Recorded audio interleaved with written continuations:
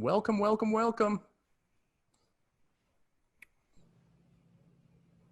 So we can't see, can you guys see? I can't see anybody else coming in. So I guess there's just, oh, I can see participant number growing. Look at all these people coming in. It's great.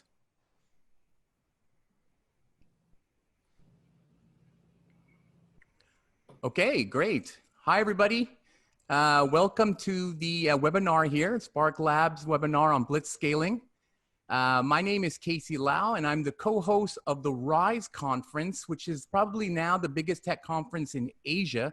And it's produced by the Web Summit, who have the biggest tech conference in Europe. And we're doing it again in December as an online event, and we're expecting about 100,000 people to attend in that very first week. I think it's going to be the biggest startup conference on, at least online, for 2020. So hopefully you can join us. Most of the time I'm in Hong Kong, but today I am in Vancouver, or last few months I've been in Vancouver, quarantining like a lot of other people. And I want to thank Bernard Moon from Spark Labs, who has invited me to moderate today's panel on Blitzscaling. And so I'm very honored to be joined by these two gentlemen. You can see Chris Ye. Hi, Chris. How are you doing? Great. Thanks for having me here, Casey. Really looking forward to it. And I hope people enjoy the background. Chris, where are you? Are you on Hoth or on Earth? I'm on the ice planet Hoth. It's a little cold outside, so I'm afraid I don't have my full parka and gear on. But if it gets really cold, I'll go over to the Tauntaun, cut it open, and crawl inside.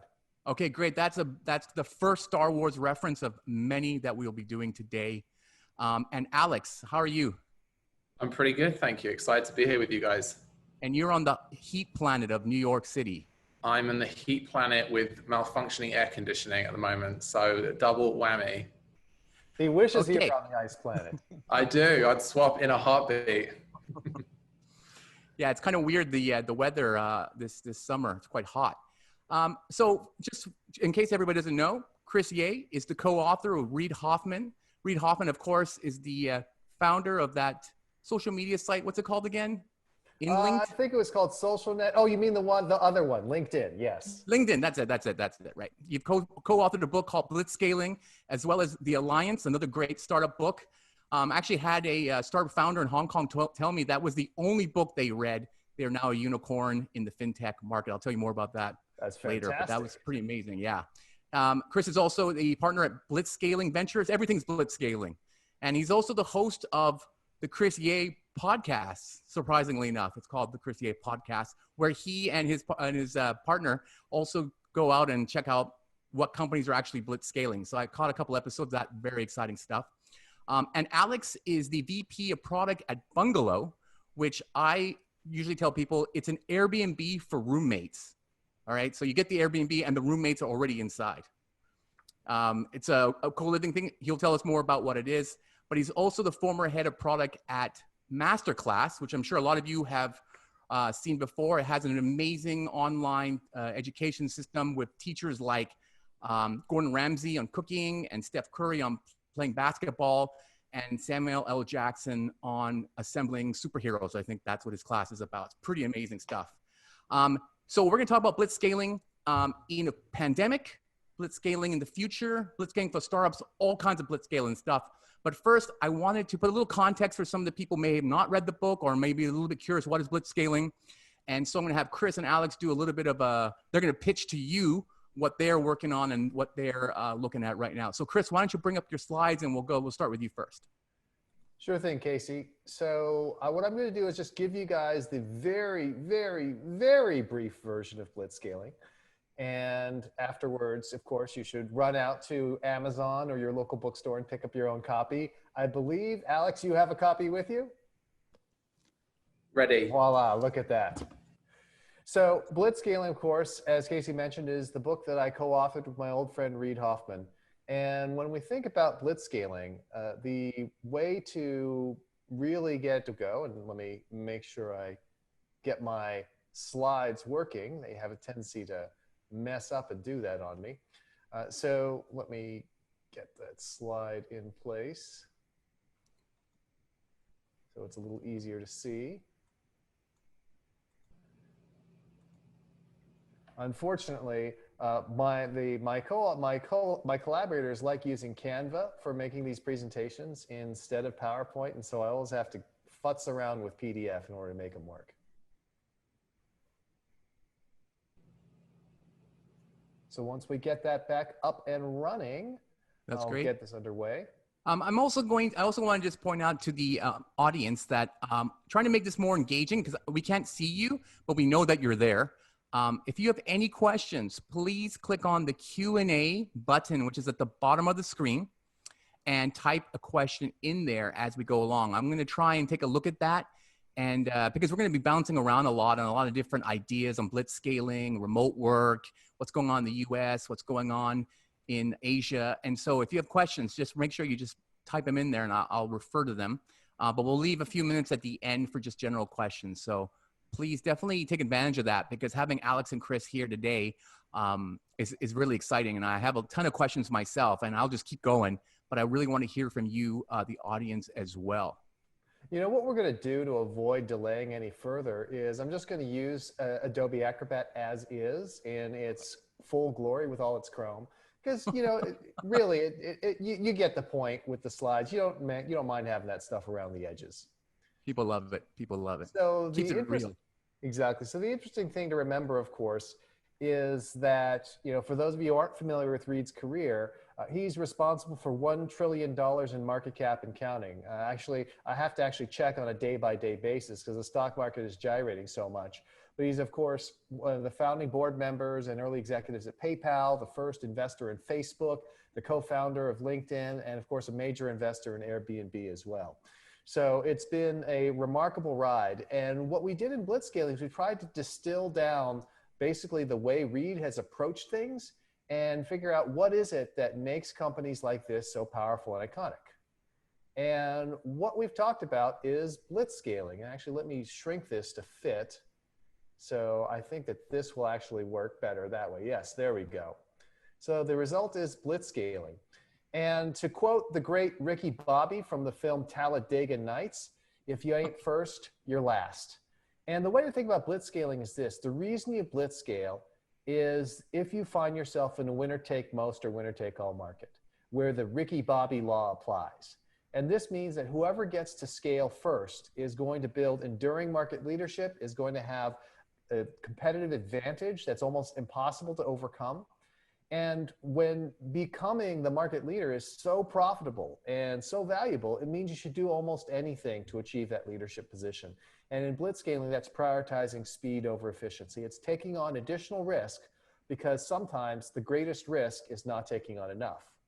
But the question is, does blitzscaling always apply? And the answer is no. In fact, blitzscaling only applies in a specific set of circumstances.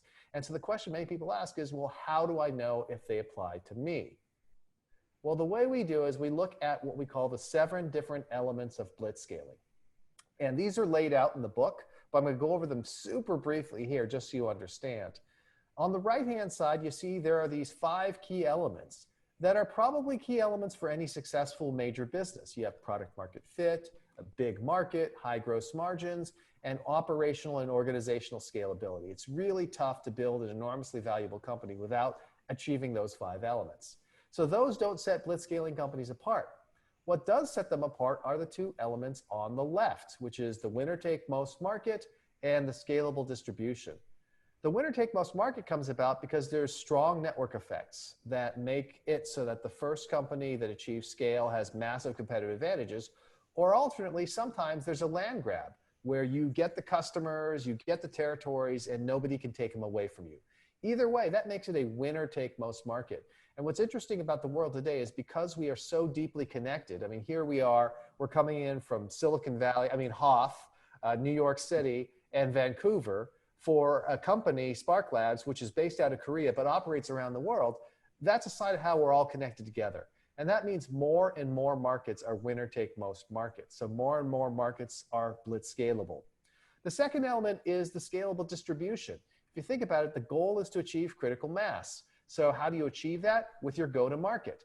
And the faster you can achieve critical mass, the less money and resources you have to spend to get there, the more valuable it is to blitzscale, the more it makes sense to blitzscale.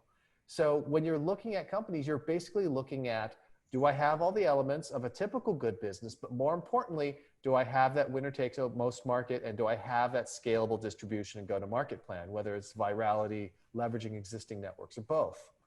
And you can see the key difference here when you look at companies like WeWork and Airbnb, two companies that sound very similar. WeWork, of course, grew very rapidly, raised tons of money, but ultimately it has really struggled for a variety of reasons. But the primary reason, even though people say, well, WeWork struggles because they're giving away their product, they have negative gross margins, yeah, that's a problem. But the bigger problem is there's no winner take most market. Right? There's no network effects that say, if other people are at WeWork, I want to work at WeWork. In fact, you kind of don't want to work at WeWork. You'd rather nobody else work at WeWork and you have the whole place to yourself. So there's actually kind of negative network effects. And then in terms of land grab, yeah, they got leases on these great office buildings. But as I like to point out to people, if you go to a WeWork, look on the left side, there's another office building. Look on the right side, there's another office building, right? There's no way for them to lock down all the office space in a city. So because of that, they don't have the network effects in comparison to Airbnb, where you have these strong network effects of a two-sided marketplace. And because if any of you have ever booked an Airbnb, I don't know, Alex, Casey, are you staying at an Airbnb right now? Or I am. when you booked that Airbnb, did you just type in Vancouver and say, pick the one that was the lowest price? Or did you look at a bunch of different places, look at the photographs, read the reviews? Yes. So it is a very differentiated, high value, high consideration product. That means that maximizing selection is important to you. So all the guests go to where there's the most properties, but all the hosts are going to go to where all the guests are. So there's a strong two-sided market effect, which means Airbnb scores very well on Blitz scalability. So that's a very quick nutshell on Blitzscaling. There's so much more in the book, and you should all run out and buy it, of course. But that gives us a good 5-minute grounding, and I'll turn it back over to you, Casey. All right, thanks, Chris. Yeah, I want to go over a little bit of these special scoring process that you use, because I find it extremely interesting. And well, since you have the slide up, before you put it down, let's just kind of go over this a little bit. Do you think that this is applicable to every startup, that these things, or do you think that there's a time when it hits that you can actually compare these two like this, or have these kind of things? Or do you, I know this is what you do, you take startups that just got invested in and then try and apply this formula to them. Does it work at a seed round, or do you have to wait till like get to an A or gets into some mass traction? So one of the ways we thought about Blitzscaling is it's on a continuum of different kinds of scaling. We call it starting up, scaling up, fast scaling, and Blitzscaling. And basically it depends on whether you're prioritizing speed or over efficiency and how much certainty you have. And so early on, what's really going on is if you look at all these different effects, you're just not sure if they actually exist or not, right? All of these are hypotheses. And so you start off not Blitzscaling because you want to actually prove it out as inexpensively as possible. So that's typically your bootstrapping and your seed round. You're really trying to prove out these hypotheses about the marketplace. When you get to a series A or B, however, you ought to have knocked out enough of the uncertainty to be able to judge this. Now, that's not to say that things can't change. There's plenty of times when a company begins to grow and all of a sudden the market changes, and that could force you to come back and rethink it. But really, by the time you get to the Series A, you ought to be able to explain whether or not your company is Blitz scalable. Right. Great, interesting. Okay, Alex, why don't you pull up your slides and share with us a little bit about your background? Would love to. Okay, great. So super nice introduction. Thank you so much, Casey. Really appreciate it. A little bit about me. So I'm a 3-times founder and engineer. I spent my last 10 years working in product leadership at high growth companies. I was originally from the UK. I've spent the last 8 years now in San Francisco, where I met Bernard and Spark Labs crew all those years ago. Currently running product and data and design and a bunch of other things at Bungalow Co-Living Company, currently the largest in the US, which I'll talk a little bit more about. Spent the most of my career working on consumer products and marketplaces, a few of which I'll speak about. Key areas of interest for me, certainly designing organizations for growth, managing through their various stages from 10 to 100 to 500 to 1,000 people, thinking about the right operating manual for the organization at each level of growth as it goes through the challenges at each stage. I'm passionately obsessed with kind of lean product and engineering team management, and also the technology and engineering choices that go alongside that. How can we get maximum throughput for our product and engineering teams to allow ourselves to capitalize on what is a short window of time or a sort of serious opportunity in front of us? I'm also an active angel investor and startup advisor. I've joined boards of a couple of companies recently. My personal area of interest there is around kind of no-code analytics, automation, tooling that really helps companies grow faster, evolve faster, and save their engineering cycles for the small percentage of their work that truly can only be done by engineering teams. Teespring was kind of my first foray into Blitzscaling. It grew incredibly quickly. It was the third fastest growing e-commerce company after Amazon and eBay, growing to almost $400 million in revenue. Built a huge seller base, huge growth flywheel with more sellers coming on. But ultimately, it lacked a sustainable competitive advantage. And back to the point that Chris was making before, it actually turned out not to be a winner takes most market. And so whilst the intention was to try and dominate, over time, we saw the erosion of a lot of smaller players that actually made that advantage and those economies of scale actually diminish. Next was Masterclass, super interesting company that I'm sure many of you have seen on your Instagram and Facebook timelines. During my time there, we grew from 3 classes to nearly 65, revenue 15x. And actually, this was a very interesting business because the winner takes all was actually on the supply side, on the instructor side. We created this base of instructors that were incredibly well known, the kind of best in the industry. And talent out there went to their agents and said, we don't want to be on Udemy or YouTube. We want to be on this cool club, Masterclass, which had Annie Leibovitz and Martin Scorsese and Gordon Ramsay. And so the incredible amount of effort that our team put into lock down talent early and really build instructor side network effects allowed us to kind of dominate the market. And really in the intersection of entertainment and education, Masterclass really sits alone. And that was a great example of kind of blitzscaling there. And now working out on a product called Bungalow, so largest co-living company in the US, a two-sided marketplace. So we have homeowners that want to get a great yield for their property and leave it in safe hands, and residents who are typically looking to move between cities. They're in an earlier stage of their life. They want to share a home with other people, both from a efficiency cost perspective, but also for community, to get set up in a city for the first time. And so this is an incredibly complex business where we are not only managing the marketplace, we're also doing maintenance and cleaning and support and looking after this growing fleet of homes.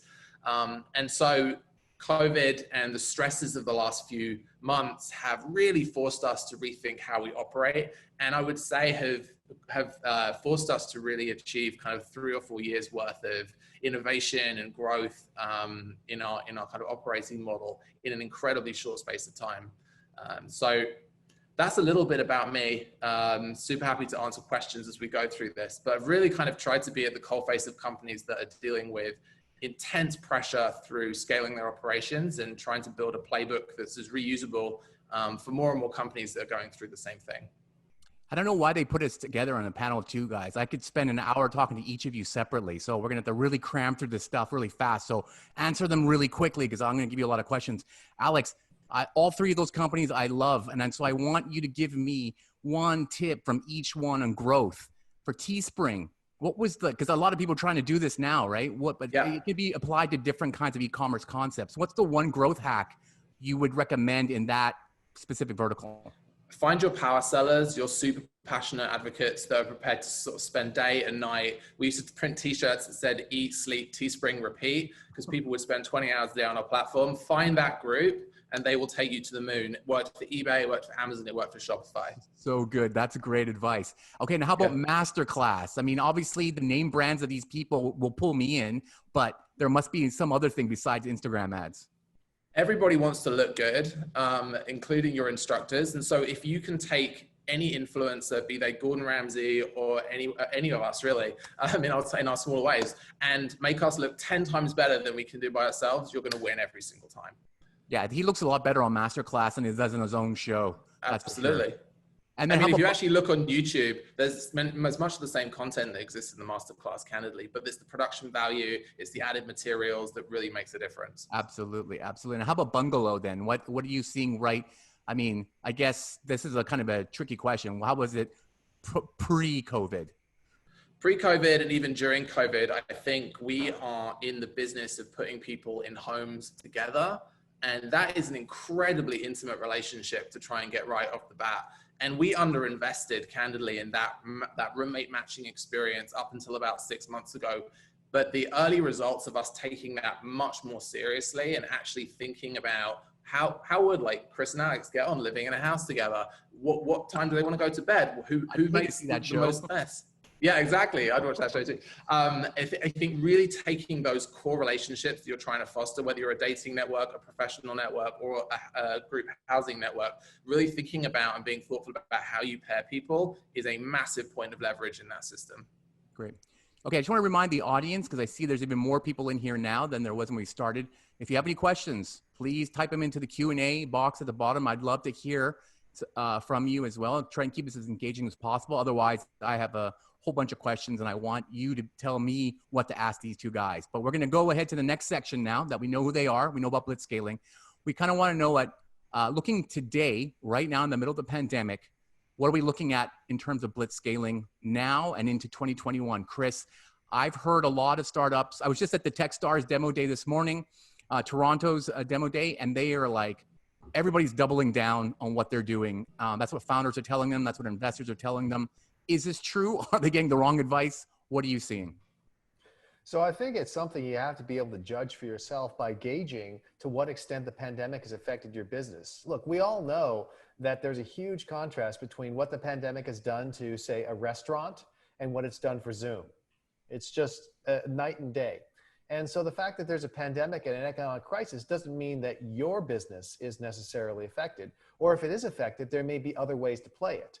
So for example, one of the things that I've been telling people is if you want to think about how you're going to play this pandemic, ask yourself, what are the things that I can do now and over the next 12 months that I won't be able to do once this pandemic goes away? Right? Reframing it to think about the pandemic as an opportunity in addition to an obstacle is one of the ways to go about it. Now, I do think that one of the great things about blitzscaling is it is a relative thing. So it's all about basically running a sprint against your competition and being able to get to the finish line first. But the most important thing is, are you opening up the distance on your competition or are they catching up with you? Now, in a time like this, when there's a lot of uncertainty, when there's a lot of change about, when there may be financial pressures, people who are strong players can use this to get even further ahead. And I compare it to if you're familiar with sailing, when you have boats, you know, every boat can put up a sail and run before the wind, when the wind is at your back. Yeah. But when the wind is blowing into you, the people who are really nimble are the ones who are able to tack upwind most effectively and gain that distance that then opens up even wider when the pandemic recedes. So I think you can double down. So what companies right now do you think are doing the best job sailing with the wind right now as we speak in early September now, 2020? Well, I think we look at something like Airbnb. With Airbnb, you look at a company, you think this company is in trouble. It's a travel company and nobody's going to be traveling anywhere. And they very successfully pivoted to longer term stays, to people trying to escape their cities. And you're a customer right now. I think you're a customer as well. And it's amazing that despite this pandemic, their revenues are actually higher this year than they were last year. What? That's crazy. Sorry. So it's a great example of taking advantage. And then there's other folks. I mean, obviously with somebody like Zoom or a company like Roblox, they're just going gangbusters because everyone needs to communicate. And then everyone's kids, as somebody put it, I know my kids aren't going to school this fall. They're going to YouTube University. They're going to Roblox University. They're going to Nintendo Switch College. That's what's actually happening. How about you, Alex? In your industry right now, in your vertical around there, what are you seeing in terms of what companies are doing it right as you look out from Bungalow's vision? Yeah, I can. One thing that's very interesting about the sort of blitzscaling experience is that you're constantly in a state of change anyway. So you're reinventing everything in your business every 6 months. You're reorganizing, you're rewriting playbooks. And so for a business that has been business as usual for 10 years, COVID's going to feel like a completely different experience. But actually, if you're used to constant change and you have that organizational muscle to reorganize regularly, COVID's going to feel like, yes, a completely unforeseen set of circumstances, but actually you're probably in some ways more likely to adapt. And so I think for our experience recently has been, we've had to really hustle very hard to adapt. And for example, in-person showings for anyone in real estate have gone completely off the table. And so pivoting to doing virtual tours, 3D modeling of the homes, virtual staging, where we'll actually put furniture in empty units to show people, has been something we had to roll out literally in 72 hours to get things back on track. And also when we talk to investors, there is definitely a sense that the capital markets are tightening. And so if you're a great company and you're crushing it, of course you'll be able to raise. But other companies, really, this is an opportunity to prove that you have a world-class team that can adapt and that can really take advantage of a crisis. And so, when I think about the companies that are doing incredibly well, obviously Zoom, also something like Shopify as well, companies that enable that digital transformation that potentially have been sitting on a long-term trend like the move to online commerce, but have actually now seen that trend compress into a matter of 3 or 4 months as companies race to adapt to this new world. I think the kind of WeWork situation is incredibly interesting. I was just reflecting on your slide earlier, Chris, because it's for every new company in a particular vertical, which Bungalow is arguably in kind of the same vertical as WeWork, has to inherit all of the kind of understanding and learnings from the previous generation. And so, when we think about question I have for you actually is when we think about this idea of of prioritizing growth over efficiency in light of the Ubers and the WeWorks and these companies that really had poor unit economics for such a long time, but were able to weaponize capital just to kind of keep going. I feel like our experience has been we have that shadow over our business and have actually been forced to focus on profitability far earlier than potentially we would have if we built this business 5 or 6 years ago. Just curious if you feel the same way. Absolutely. So the capital markets environment has a huge impact on how things are built. I think that where a company like WeWork went wrong is not in the notion of let's sacrifice unit economics for growth. It's a question of let's sacrifice unit economics for growth, but for what purpose, right? If your only purpose is to rack up revenue growth and convince people to put money in at ever higher multiples, guess what? Eventually that runs out because you're going to have to try to sell it to the public markets. And when WeWork tried to do that, the public markets said, wait a minute, what are these economics? Yeah. So I think that it always boils down to, can you find what I call, in a term I borrow from the drug industry, the mechanism of action, right? If you are able to say, when we achieve scale, the following good things happen, and this is why they give us a sustainable competitive advantage, then you should continue to strive to achieve scale faster than the competition. But if you're one of these people who just says, well, I just want to get big fast, I just want to grow, growth is its own reward, I'm like, no, it's not. In fact, growth is only its own reward if it's profitable growth. If it's not profitable growth, then there better be a strategic value you're getting out of that growth. Yep. It's great that you brought up the drug analogy because there's a question from the audience specifically about that. So the verticals we're looking at in terms of, I guess, easier to blitz scale at this COVID time, e-commerce perhaps, and Airbnb rental, things like that.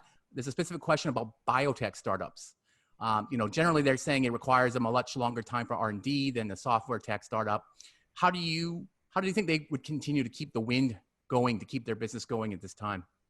Yeah, so that's a fascinating topic because biotech is one of those spaces where there's a conventional wisdom about how it's done. And then there's the question of, can it be done differently in the future? And I've seen a number of biotech companies doing things like, well, can we apply computation and AI to drug discovery? Can we do, virtual trials or basically virtual reality trials before we get to that point so we can really narrow down the kinds of drugs we're looking at? But I also look at a company like Moderna, which is very much in the news because they have a messenger RNA vaccine for COVID-19 that they're working on. And this is a case where a company really deployed the tools of blitzscaling.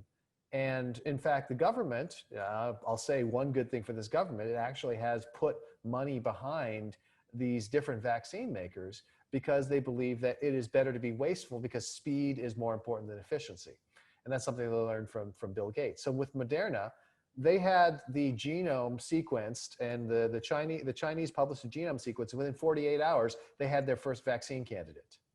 Right? That's an example of speed. Was it efficient to do it that way? Probably not.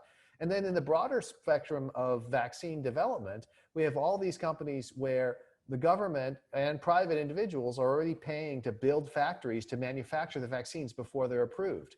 Is that efficient? Hell no.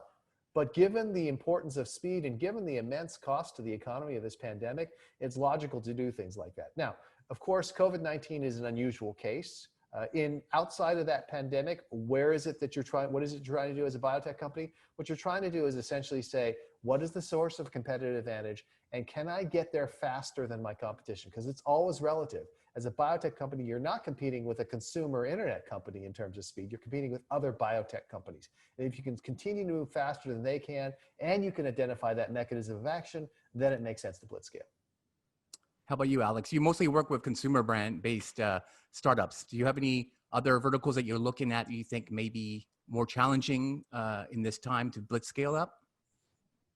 Yeah, I think I'll talk about Masterclass, obviously a company that I spent a long time building, and it's no secret that people are spending far more time on digital devices, getting through their to-do lists like never before, and in some ways it's the perfect product for a pandemic, other than a vaccine, because people can spend their spare cycles actually learning and improving themselves. So I think the whole online learning sector and even the offline learning sector has been through this enormous evolution in the last 6 months. My mother is a university professor and is finally on Microsoft Teams and recording herself on Zoom. This is unimaginable a year ago, let me tell you.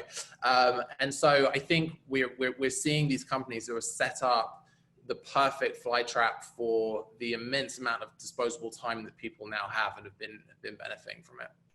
Yeah, interesting. Yeah, I'm seeing a lot of conferencing startups coming to me looking for advice and things like that, because it's just everybody's going to need a way to like meet online. But the problem is I find a lot of these people just see the gap in the market and they try to build something for that hole, but they don't actually know anything about events, business, networking, or actually have been to one. They just see that as an opportunity. So I find that to be, there's opportunities out there for things to slide into, which I'm going to get into later. But there's another question just popped up here. What are your thoughts on blockchain startups being ideal for blitzscaling for either one of you? So one of the things that's been very gratifying is I know there are a number of founders in the blockchain and crypto space that are big enthusiasts for blitzscaling. So of course, I always want to give them a shout out and say I see them and I'm very happy that they're excited about it. Look, it comes down to what is the purpose to which you're using the blockchain project, or what is the purpose to which you're using the cryptocurrency. And obviously in the very broad sense of using it as a unit of transferring value or a store of value, I mean, again, you can argue that something like the US dollar is an example of something that is a product that through its dominance has been able to maintain a competitive position. And so I think that many of the same things apply in the cryptocurrency world. In the blockchain world, it's a similar sort of thing. With blockchain, it's more of an enabling technology. And so the question becomes, can you build on top of blockchain technology some of these other network effects, whether it is a marketplace or a platform, something that has those network effects.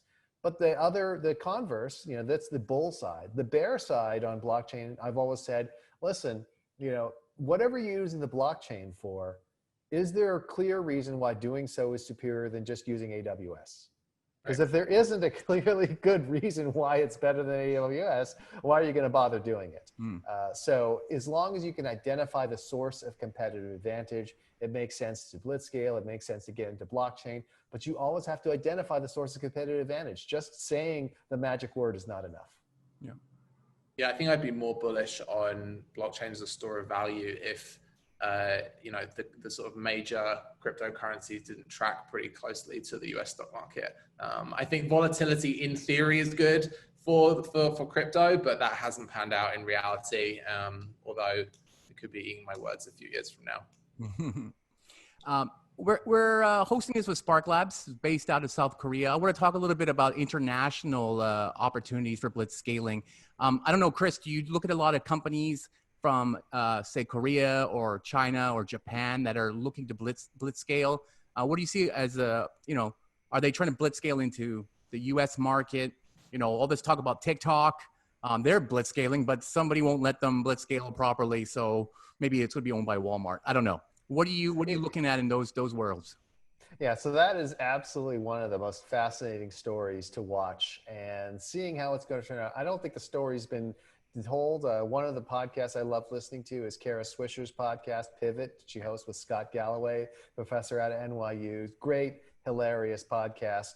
And I think they have the right take on it, which is TikTok's just going to run out the clock on the Trump administration and see what happens with the election. They're just doing everything to push it out and see what's going to occur. Now, I do think that Asia in general is a great place for blitzscaling. In fact, I have an organization called the Global Scaling Academy, where we basically invite people from all around the world to join our community and learn about blitzscaling. And it's because, again, while Silicon Valley has been historically the source of a lot of these blitzscaling companies, nowadays, so many of them are coming from over in Asia, whether it's China, of course, everyone's very focused on China with Ant Financial getting ready to go public, or whether it's Indonesia or Singapore or Hong Kong, South Korea, all these different places. Now, what are the characteristics that they need to have in order to blitzscale? The thing that makes China the easiest one to focus on is a gigantic domestic market, which its government has chosen to protect from outside competition. That obviously makes it a great place to blitzscale if you're on the right side of that government. But in other places, even in a relatively smaller country like South Korea, which is still a very rich country, has a good domestic market. It just needs to start thinking about globalization sooner. And so the biggest difference in these global blitzscalers is really, are you thinking about how you're going to crack the big markets around the world faster? You can't just sit back and say, well, first I'm going to conquer the United States or China and then go from there. Alex, how does a Masterclass with mostly American instructors blitzscale out to like South Korea or China?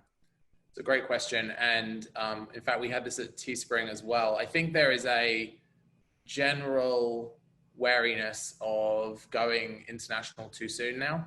I think a lot of companies kicked off those threads internally, funded them, and actually found that the challenge was far greater than they originally assumed. And so my experience has been over the last 10 years, seeing companies actually try and do that later and later, either through, and the entry point either being acquisition or a much more focused attempt at cracking one of the big other markets.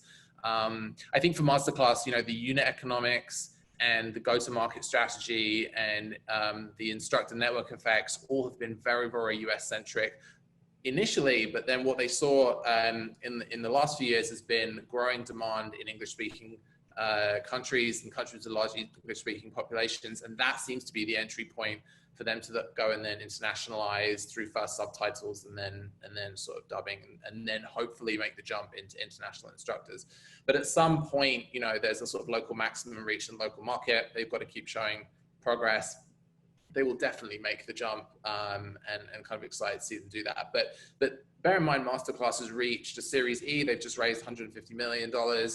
And they've only done 85 classes. And so this is almost the inverse of so many online learning platforms, which really went for thousands and thousands and thousands of classes. And so I think it could be further out than we might think, even post IPO potentially. And I just want to comment on Masterclass for a second, because I find it absolutely fascinating.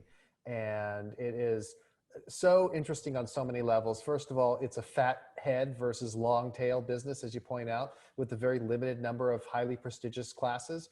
But by going in the contrarian direction, opposite of what everyone else is doing, they really carved out a unique niche.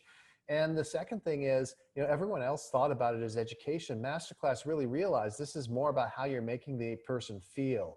At the end of the day, the person watching Gordon Ramsay, are they going to make better eggs? Possibly. But they really got something out of the experience. They got a level of comfort. And people often say, well, this is just entertainment. I'm like, just entertainment. On a basic level of economics, value creation is just the difference between the willingness to pay and the opportunity cost to supply it. And so when you're satisfying people's desires in a way that does not harm them, that is value creation. I think they also successfully tied into people's sort of vision of their future self in a very magical way. We all we all imagine ourselves to be a slightly better cook, a slightly faster runner, a slightly better basketball player.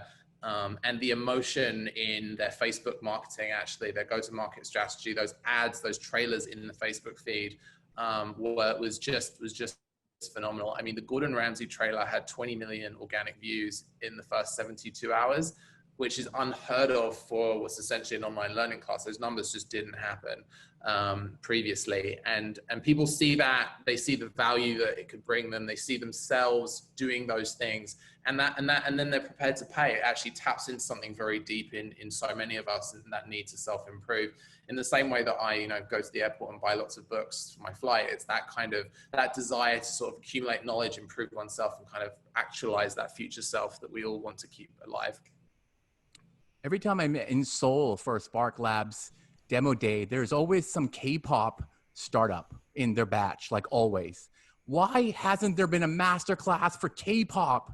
I'm telling you, people, come on, Korea, get it together. They got to sign BTS. I mean, come on now. Yeah, it probably would be the biggest one ever. I feel like there's an opportunity now because of what you just said, Alex, that a lot of countries can localize popular startups from America that, found out it's very difficult to go into a new market like a China, like a Korea, or like a Japan, and kind of like maybe even just wait for an acquisition in when those startups want to move in there, especially if they're Series E or F or going IPO. What do you think about that? I mean, you might think of it as a clone in the past, but today I feel like it's a easy market entry for some of these bigger startups. Absolutely. I think I have one company a week reach out to me about their masterclass for X or Y. I've had religion, I've had esports, I've had internationalized versions. So I think, there's I think this is kind of the second bounce of the ball. So Masterclass kind of established this model, people get it, it resonates with the market. And then there's a number of sort of second bounces. And so I absolutely think that's an opportunity. I think we are just at the beginning of high production value, quality educational experiences. I think it's beyond just content. I think it's going to be experiences that involve many technologies beyond video, and I'm excited to see what people do. So I think what people underestimate is how hard it is to do well, and the cost to create masterclasses is probably 5 or 6x what anybody would guess.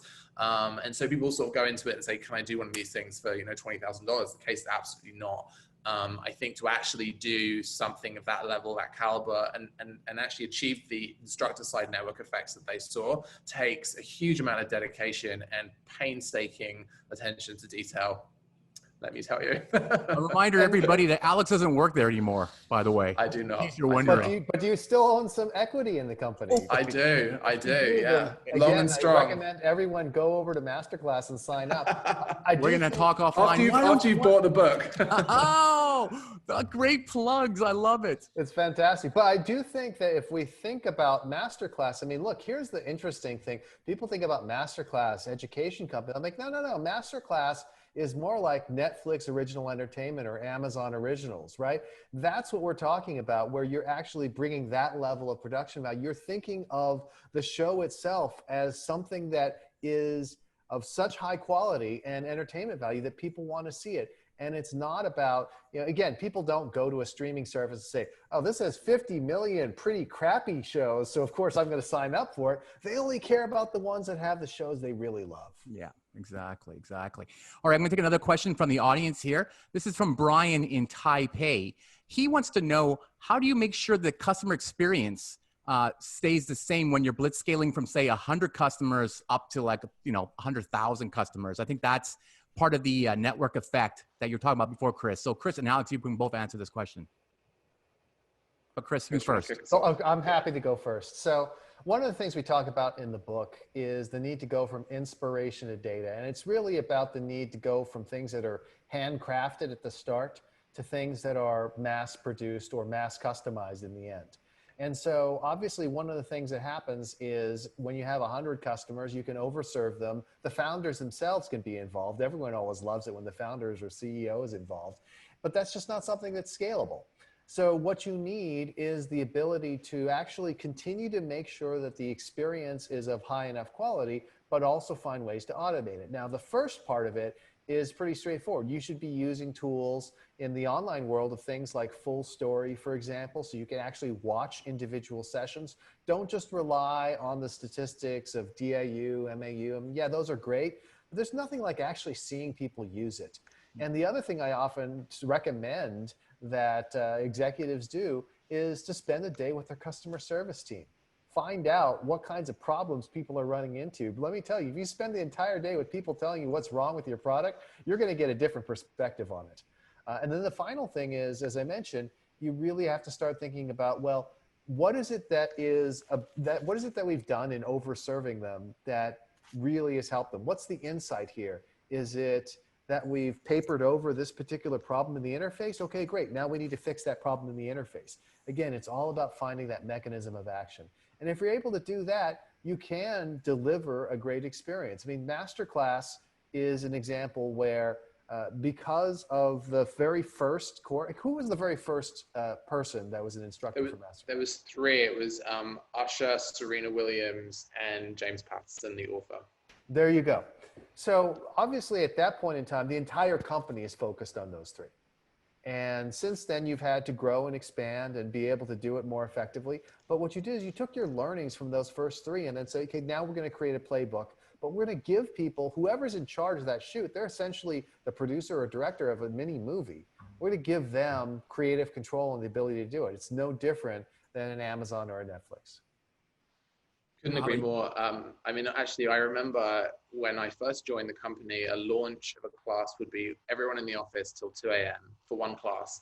And by the time I left, we did 7 in one day and nobody noticed. And so, you know, just to Chris's point, I think early days, learn the customer, do things that don't scale, to quote Paul Graham, and really internalize that voice, internalize that customer if it isn't you.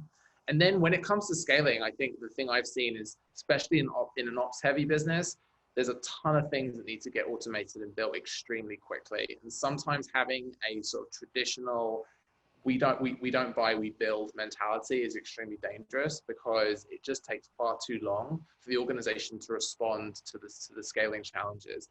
So a big thing I do when I set up my teams is I figure out, okay, we have maybe 4 engineering pods that can operate. How can we create another 4 or 10 or 20 lanes of development through empowering other people in the organization to build for themselves, to start finding those efficiencies to actually service our customers at scale. But it doesn't always go perfectly. We certainly had periods at Bungalow where we've not scaled things sufficiently quickly, and we've had to respond very, very, very fast because there isn't complete parity across every part at every level of scale. Sometimes things slip, sometimes things are ahead or behind. And so having extremely good metric, dashboarding, reporting, access to data throughout the organization, fantastic instrumentation of funnel analytics and data is really key. So you can devolve a lot of that responsibility to other people in the company, and everyone can kind of own and be a mini GM of their corner of the business. Very good. Well, fantastic. Somebody in the Q&A just pointed out that there is a K-pop instructor in Masterclass teaching music production. So, right, all covered already. Nice. Okay, we're going to wrap it up. Not wrap it up, but I'm going to the final segment that I want to talk about with you guys, and it's about the remote work situation right now. Okay, so I think this is a good audience to talk about this because a lot of people are in Asia. Maybe they have teams in North America or Europe or anywhere in the world. I mentioned you guys, right, the big story about Pinterest giving up their lease. San Francisco is in exodus, all these kind of crazy things going on. Chris, how important is it for the entire team to be together, to be on the same page, to blitzscale? And how do you see remote work affecting it negatively or positively? So I think one of the fascinating things we've learned in all of this is that the main reason why remote work has failed in the past is because it created this 2-caste system. There were people who were there at headquarters and people who weren't at headquarters. And as a result, anybody who worked remotely was always out of sight, out of mind. They couldn't participate to the same level, and it just didn't work as a result. And people would often ask about this, and I would give them the advice. I would tell them, for all your staff meetings, have everyone do them remotely, even if they're in the same building, and put everyone on the same level, and you'll get used to it, and then you'll be able to have everyone work together. And nobody ever took me up on that advice. Nobody ever did it. And then this pandemic came along and forced everyone to do it. Yeah. So I think that it will still be possible to build companies in this remote distributed environment because of the fact that people are on an equal footing. Now, is it ideal? No, I still think that the best circumstances for moving quickly are a group of people who are physically co-located. I think that the bandwidth of communication is just so much higher with all the nonverbal side of things. You could just stand over someone's shoulder in a way that there isn't the friction of having to share a screen and do all this stuff. So there's no question in my mind, when we are able to get back to having people work together in person, the companies that move the fastest will strongly incorporate in-person interaction. But, you know, we don't live in a perfect world. And if your best bet for building your company is getting a bunch of people to collaborate after hours, or you have people in different continents or something like that, guess what? You can still make it work. And I think everyone should take away from their experiences during this pandemic and say, now that we've learned much better how to work remotely, let's apply that, but apply it in cases where we have to, as opposed to just default to everything.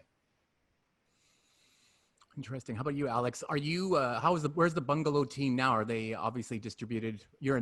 It's in the Bay Area, but I'm sure, and you're in New York, but how about everybody else? So actually, to just pick up on the two-car system comment, you know, we always had HQ in San Francisco, and then we had our engineering team out in Ontario in Canada. And one of the first comments that my counterpart on the engineering side said to me was like, he loves everyone being remote because now he is on equal footing and he feels like he isn't missing out on anything. Well, of course, you know, one of our board members. Birthday cakes. He's got. Yeah, exactly. That's his number one missing thing in the office is the birthday cakes. The big birthday celebrations. Yeah, they tend to disappear at like 250 people, sadly. But so I think the remote folks are actually enjoying the sort of parity this creates. One thing that really excites, I couldn't agree more, by the way, with Chris's sentiment on there is no replacement for in-person for a certain type of work. I do think, though, it's incredibly exciting that the entire workforce has now been trained how to work remote. I think it's a skill. I think it takes practice, takes new tooling. We have to learn how to manage Zoom fatigue and taking better notes and actually replacing some of the serendipitous communication that happens. But now that people know how to function remote, I think it's going to allow for more flexible, creative working arrangements, which will mean that the role of the office will change. And also, people will be able to leave the office to do deep work at home and come back in for collaboration and get that kind of team rah-rah. One of our board members is Keeper Boyce, and he said to us that, you know, the better your office culture is, the harder that this period of sort of forced work from home is going to be. And you know, Bungalow had an exceptional office. It was a great experience to be there. I love the energy. And it's been a real challenge for the organization to redesign itself, where we don't have that day-to-day interaction. We don't have that kind of office vibe and culture and music playing and things like that. You're just missing the snacks. That's why, the free snacks. I'm missing the snacks and the tunes and the jokes. Goldfish crackers. Yeah, totally. So excited to get back, but excited to find a hybrid, I think. That's interesting. Well, I wanted to say one thing about the birthday cakes, because it is too good a story to pass up. One of the things that came up, my co-author, Reid Hoffman, did his podcast, Masters of Scale. And one of the people he interviewed was Sheryl Sandberg. And one of the things that Sheryl brought up was, she's like, you know, the birthday cakes, that was a problem. He's like, what do you mean? She said, well, you know, when we started off with the birthday cakes, we'd get everyone a birthday cake. And then it got to be so many people that we stopped doing birthday cakes for everyone. We had to do like one birthday cake each month for everyone. But that was a big sign to everyone. Oh my God, we've gotten a big company. If we just started off with like doing birthdays once a month with one cake for everyone, nobody would have noticed the difference. So it's amazing how important birthday cakes are to culture. I think that we should have a new podcast called Masters of Scaling Birthday Cakes, because I think that would be very important. And I'll add to that quickly. So Web Summit in Dublin, the headquarters has 250 people. And what they've done to solve this problem, which is interesting that Facebook couldn't figure this out, is that HR gives every team a budget for birthdays. So every team buys their own cake for their own people. So when I'm in the office, when I visit Dublin, it's crazy because there's 5 people every day that has a birthday, and they usually time it right after lunch or before the end of work, right? So you hear happy birthday, everybody's cheering, but it keeps playing over and over because it's like one big room that everybody can kind of hear everybody. Decentralized birthday cakes. Just throw it on the blockchain and we got Exactly. a $1 billion opportunity. Icing at scale. Okay, we're running out of time, but I've got a few more questions on my side and a few more questions from the audience. I want to talk quickly about Bay Area, you know, because Alex, you know, we communicated an email before, and you had a couple of important things to say about that. You know, fires and COVID and people leaving and exoduses and things like that. Will the Bay Area still be the startup mecca when you know, this kind of goes away? I think cities are resilient and the network effects are strong. And I think this certainly will put a dent in the Bay Area's crown, but I don't think it dislodges it. You know, the sort of walking into Blue Bottle Coffee and stumbling into an investor, or the sort of meeting founders at dinner parties. It's a very small community. It's very unique, and the concentration of talent and capital still will be unique in the world. Hopefully, I think this will broaden people's horizons a little bit more. I think there should be more distributed startup hubs across the US and the world. But I don't fundamentally think this will change the Valley's role and history and its sort of long history of producing billion-dollar companies. So I should buy an apartment there now while the prices are down. I think you might have a longer recovery than other cities, judging by the data I'm looking at. But certainly from a startup perspective, I think it will still be a very important place. How about you, Chris? I would agree with that. I would also distinguish between residential real estate and commercial real estate. I think commercial real estate is going to have a larger decline and a longer recovery period. I think it's quite possible that we'll see a depressed effect for commercial real estate for the next 5 years or so, because of the fact that people are like, well, I don't need an office, and it is a big expense. But that being said, I also see things coming back. So when you think about it, at the end of the day, it's all about talent, and it's the question of where people want to live. And they want to live someplace that, of course, has natural beauty and amenities, but they also want to live where other people who are working on the same kinds of things and doing exciting stuff are living. And I get it that there's this thing right now. Take New York City, for example. Alex, you're in New York City. There's this whole narrative, oh my God, everyone's emptied out of New York City. I'm like, no. Don't tell me that all the people who went to someplace in upstate New York to ride out the pandemic are going to say, you know what, forget Manhattan. I'm going to stay up here in upstate New York from now on. Maybe there's a small fraction of people, but that just means a whole bunch of other people who couldn't afford to move to New York are going to do so. Cities remain a magnetic force because of the strong network effects of all these people together. Cities where they have a strong emphasis on a particular industry actually have a stronger network effect than other cities. So I think that there's still a lot of bullishness I would have around San Francisco, around New York, around all these cities around the world once we get past the pandemic. People will be excited to come back, I think. I know I am. I think what we're doing at Web Summit is looking at hybrid events, because as a conference that you guys have probably attended in the past, running into somebody in the bathroom or at the dinner or at the happy hour is pretty exciting to meet. Like, I can meet you guys. We're lucky we can meet each other because we're all like panel people. We'll talk to each other. But, you know, just meeting that new startup that comes up to you, goes, Chris, I read your book. I really loved it. And, you know, I'm working on this. You're like, oh, tell me more about it. And then it becomes your next big thing or whatever. So, yeah, I feel like those kind of things are, because this is it, right? There are 48 people watching this, and we are only being able to take the Q&A. We won't be able to hang out with them with a beer after this, which is kind of sad. So that part has to be solved as well.